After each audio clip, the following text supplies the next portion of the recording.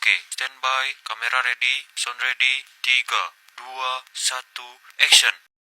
Kesejahteraan karyawan atau employee well-being dalam ranah psikologi personil itu merujuk pada kondisi fisik, mental, dan sosial yang optimal yang dialami oleh karyawan dalam ranah pekerjaan mereka. Tidak hanya tentang terbebas dari gangguan dan stres, kesejahteraan ini berarti memiliki kepuasan kerja, motivasi kerja, rasa aman, dan dukungan yang optimal. Nah, kesejahteraan karyawan ini merupakan kunci dari produktivitas dan suasana kerja yang positif. Kesejahteraan ini mencakup kondisi mental, fisik, dan juga emosional, yang mana ini bukan hanya tentang tidak sakit, akan tetapi tentang karyawan yang merasa aman, nyaman, dan merasa dihargai di tempat kerja. Dengan kondisi karyawan yang sejahtera, perkembangan perusahaan akan menjadi semakin lebih baik dan suasana tim akan menjadi semakin lebih solid. Pagi itu, langit cerah menyapa. Jam di ponsel baru menunjukkan pukul 7 pagi, yang artinya ada 30 menit lagi menuju jam masuk kerja. Akan tetapi, seperti biasa, Hisni dan Syahla selalu berangkat kerja lebih awal dari seharusnya. Sesampainya di kantor, mereka mengisi absen terlebih dahulu, kemudian mereka lebih memilih duduk di bangku lorong sambil berbincang untuk menunggu jam masuk kerja. Meskipun pagi ini cerah, namun topik pembicaraan mereka diawali dengan keluh kesah terkait penatnya mengerjakan pekerjaan tanpa henti. Hingga akhirnya Hisni dan Syahla merasa stres dan burnout karena jam kerja yang cukup lama dan tugas yang datang silih berganti.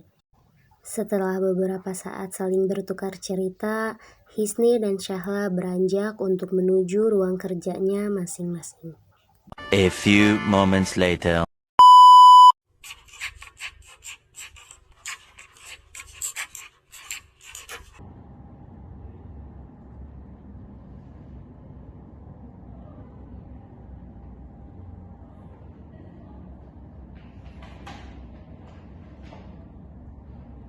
Ini kenapa ya kinerja karyawan selama bulan ini turun performanya?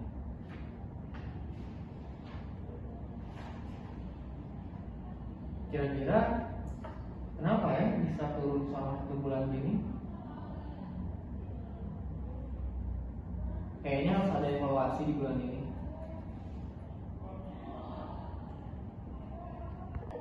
Lalu, upaya apa yang harus dilakukan oleh perusahaan untuk meningkatkan kesejahteraan karyawan?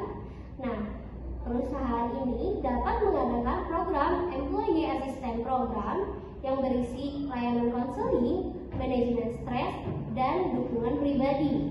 Selanjutnya, perusahaan harus menerapkan work-life balance, yang mana di sini fleksibilitas kerja harus berlaku, kemudian cuti kerja yang adil, dan jam kerja yang sehat. Selanjutnya, perusahaan bisa mengadakan training dan pengembangan, yang mana ini berisi kesempatan belajar, pelatihan mental health, dan career coaching. Selanjutnya, ada pemberdayaan dan partisipasi, yang mana perusahaan memberikan kesempatan kepada karyawan untuk menyampaikan ide dan terlibat dalam pengambilan keputusan.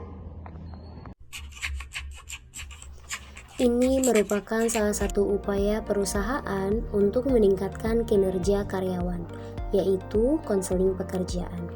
Sore itu, ruang meeting kecil disulap menjadi ruang konseling sementara.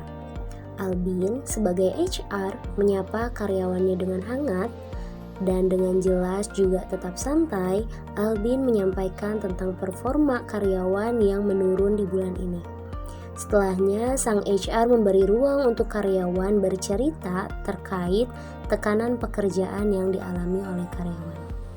Sesi konseling ini berjalan dengan lancar dan setiap karyawan yang membutuhkan konseling datang silih berganti. Konseling pekerjaan bukanlah fasilitas tambahan, akan tetapi menjadi hak dasar dari setiap karyawan untuk memastikan mereka tetap sehat secara mental dan emosional. Ketika seorang karyawan merasa kewalahan, mereka berhak meminta bantuan. dan perusahaan wajib memberikan respon yang mendukung. Dengan begitu, karyawan akan sejahtera dan perusahaan akan semakin berkembang.